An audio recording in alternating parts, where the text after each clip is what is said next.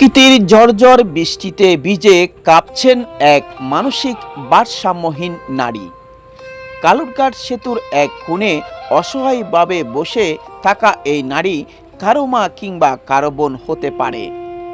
তীব্র শীতে ও বৃষ্টির দাপটে যখন এই নারী মাগো বলে আর্তনাদ করছিলেন, তখন নিজের গায়ের শার্টটি খুলে তাকে পরিয়ে দিলাম।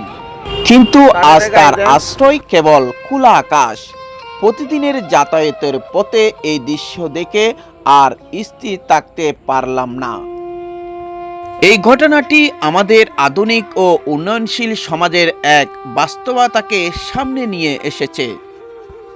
একদিকে আমরা উন্নয়নের জয়গান গাইছি, অন্যদিকে ফুটপাতে পড়ে থাকা এই মানুষের মৌলিক অধিকারগুলো আজও অবহেলিত।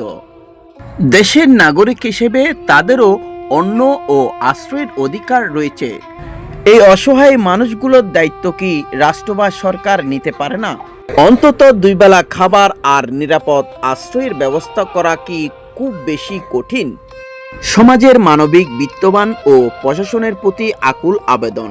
কালুরঘাট সেতু সহ রাস্তার পাশে পড়ে থাকা এই নিরাশ্রয় মানুষগুলোর পুনর্বাসন দ্রুত পদক্ষেপ নেওয়ার জোর দাবি জানাই।